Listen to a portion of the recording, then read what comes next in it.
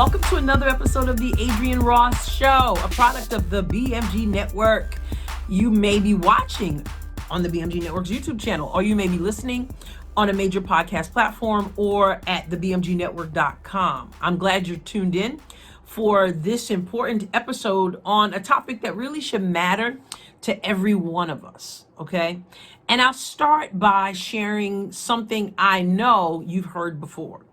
It's an African proverb. It goes like this: it takes a village to raise a child. You've heard that before, right? It takes a village to raise a child. People quote it all the time, and they believe in it, I suppose. They live by it. It takes a village. And when someone says that, they're applauded because it speaks to the need for other people in the raising of our children. So important, in fact, that in 1996, Hillary Clinton wrote a book that is called It Takes a Village. And in this book, she comments that each of us plays a part in every child's life. It takes a village to raise a child. And she also wrote in the book, how well we care for our own and other people's children isn't only a question of morality, our self-interest is at stake too.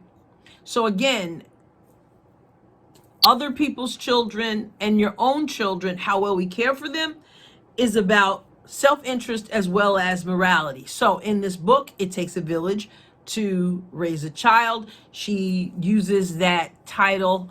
She uses the African proverb for her title. Now, I'm going to oppose that. Okay, I'm going to oppose right now the whole African proverb. Okay, I've done it before. I've said it for years. I'll say it again.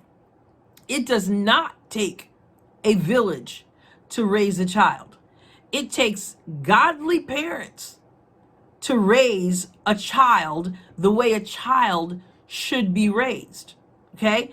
You don't want the village in the raising of your child when we know the village is off the hook, especially now. It's always been off the hook to some extent, but especially now. So I'm going to say adamantly, and that's what I'm talking about today. No, it does not take a village to raise a child. It takes parents. It takes a family who has values that matter, values that are for the benefit, not the detriment of that child, to raise a child. Okay? Now, it's interesting here because Hillary Clinton said it in her book, and I just quoted it. She mentioned other people's children. Now, just recently, this group that is promoting transgender ideology in Florida, this group actually said there is no such thing as other people's children. Okay? There is no other people's children, it said. That I guess we all belong to one another, that children are not, they don't belong to their parents, but they belong to the community as a whole. They belong to the village, so to speak. And it takes that village to raise a child. Can you imagine that? There is no such thing as other people's children? Now, I taught for nearly 2 decades, taught English in upstate New York in the public school. And one of the things I was very much aware of as I stood in front of those students or sat in front of those students, whatever the case may be, depending on what we were doing, right? But I was keenly aware that I was being entrusted with other people's children. I love those kids, okay? I had to reprimand those kids as well as praise those kids. But I understood, even though we say as teachers, my kids, my students, I was being entrusted with other people's kids, okay? So this idea that there is no such thing as other people's kids, what we're saying is that you don't have the right over your children. And so here's the problem that's a serious issue, I believe, with the mindset that it takes a village to raise a child. What is the village doing today? What is the village raising your child to be? Like I said, it takes godly parents to raise a child. And not everybody in that village shares your values. And so you don't hand your children, whom they think aren't your children, over to a village that is, I hope this is not offensive, but you've heard that expression, off the reservation. Not trying to be offensive. But you don't hand your children, God has entrusted you with these children, and the village does not, in many cases, respect God, honor you. Some people are sending their kids off to school, and what is the village doing? The village right now, our society, sometimes our schools, these community organizations that your kids are going to and stuff, what are they teaching your kids? They're teaching them about, have you heard about masturbation? That now the conversation is that at the youngest age, that children should be taught that masturbation is healthy and how to do it, as well as grandma, okay? You're talking about grandma too. Can you imagine that? That they want your children to do the healthy masturbation thing, and they start that at an extremely young age. That's what the village is doing. The village is teaching swimmers who are men that it's okay for them to compete against women because you feel like a woman today, even though biologically, obviously, you're not. That's what the village is teaching. The village is teaching that God doesn't exist. That's what the village is teaching.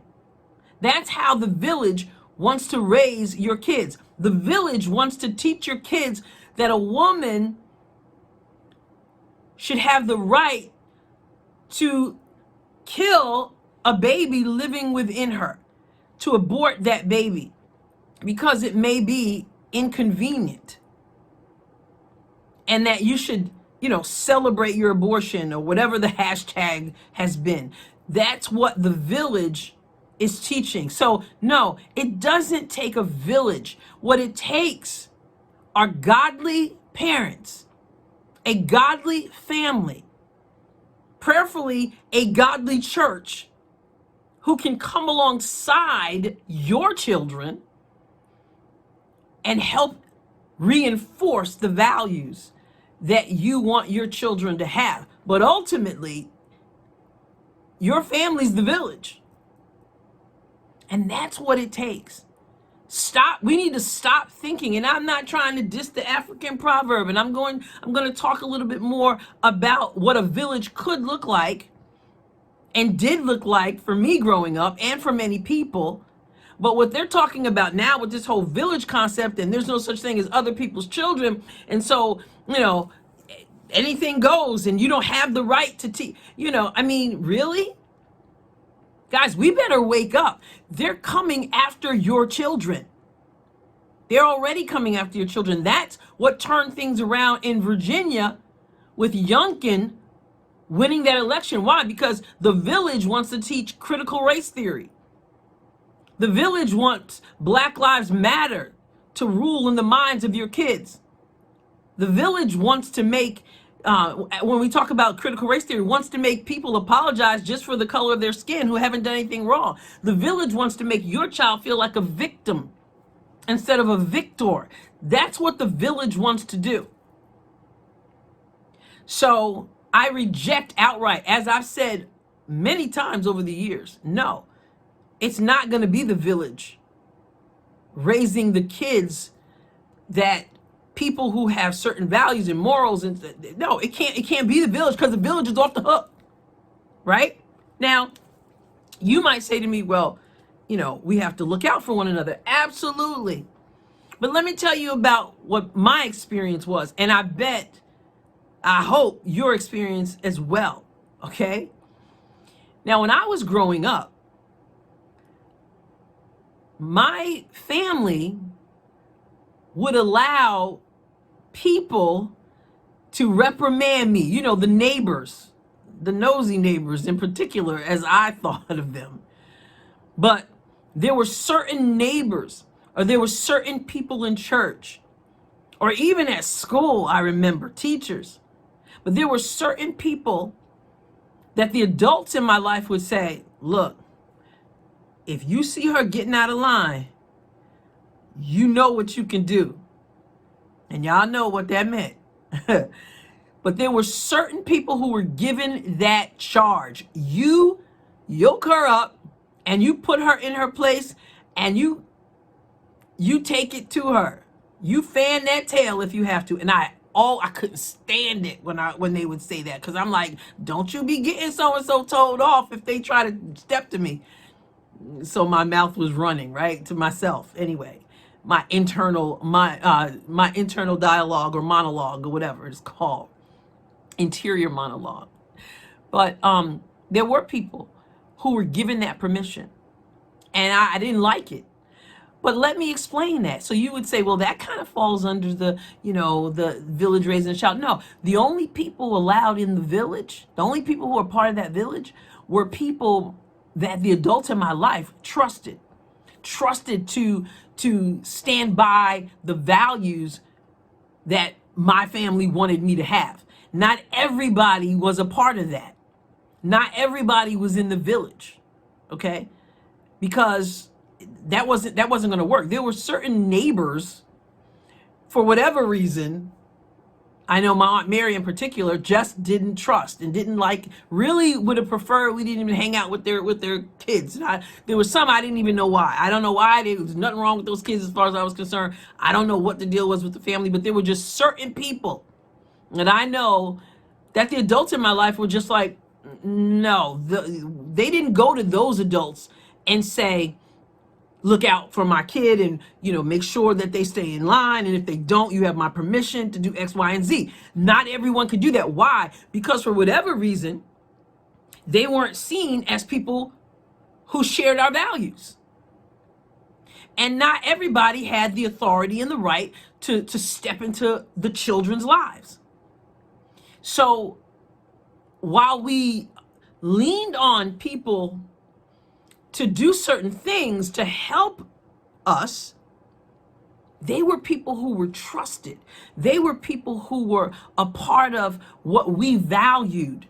Those were the people in our community. But as far as this concept as there's no such thing as other people's kids and anybody could just step to us as kids, that wasn't going to work in my family. In fact, that was going to probably turn out really, really bad. So the people who did were a part of that were people who we trusted. My aunt trusted, or my mom trusted, or my uncle trusted, or whoever the adult was in my life. Not everybody should be speaking into your kids' lives. Not everybody should be raising your children. Why? Because many people feel like this group, Together Rising, and that is that there is no such thing as other people's children. And therefore, when your back is turned, they think that they can speak into your child anything they want. They can try to twist their thinking from that which is moral. And then they can be making cases for masturbation, for deciding that today I'm going to go into the girls' locker room because today I feel like a girl, tomorrow I'll do that because I feel like a boy.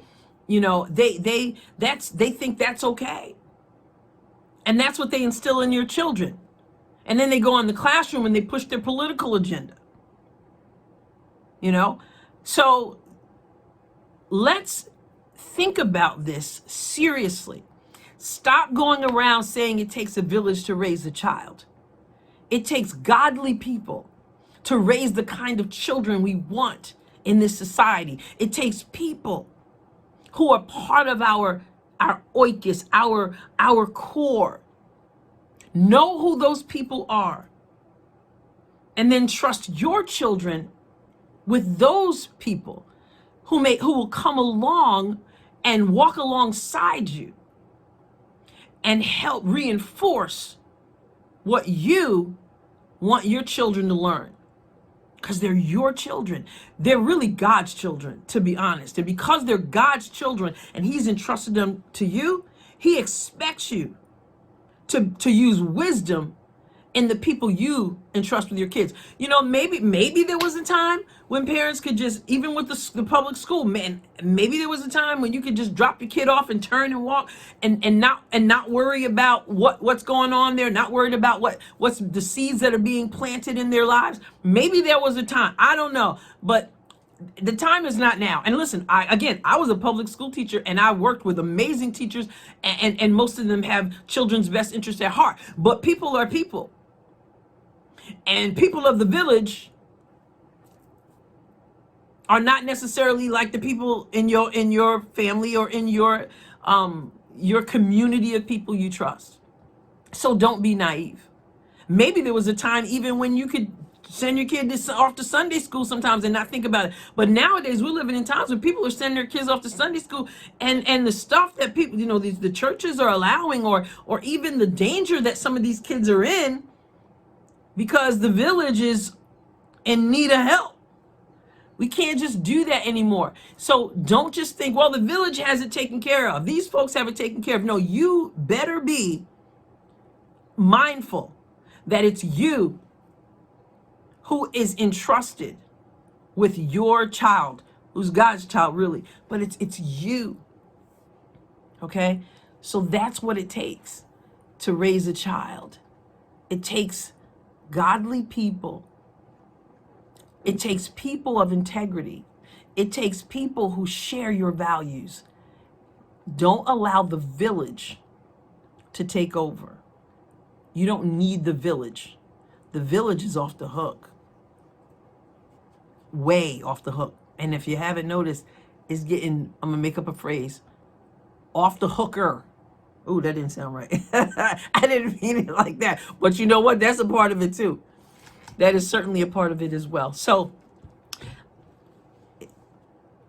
reject it.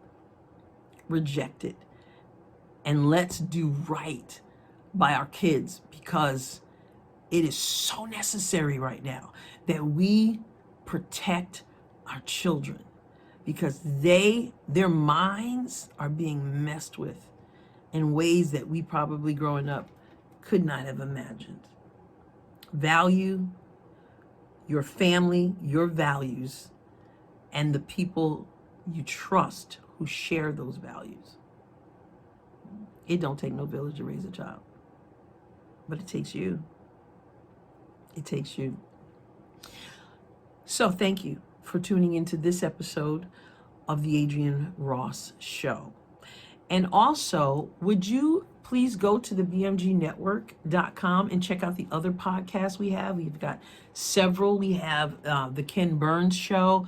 We have the Pac-Man podcast.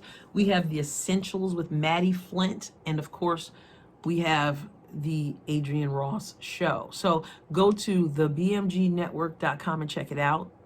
All right. Also, would you please go to Apple Podcasts or Spotify or Google Podcasts, wherever you may leave a review and a rating for the show.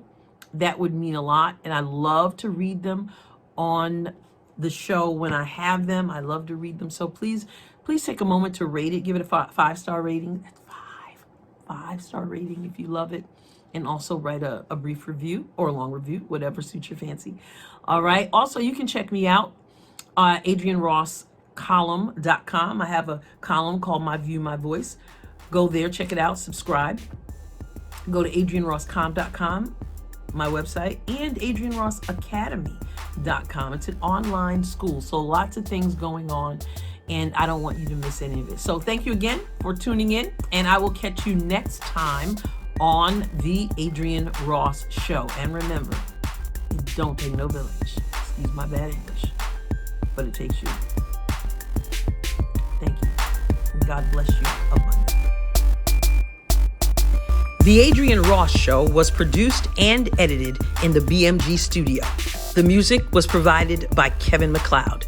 Find more episodes of The Adrienne Ross Show at thebmgnetwork.com and major podcast platforms. Be sure to tune in regularly. You don't want to miss even one episode.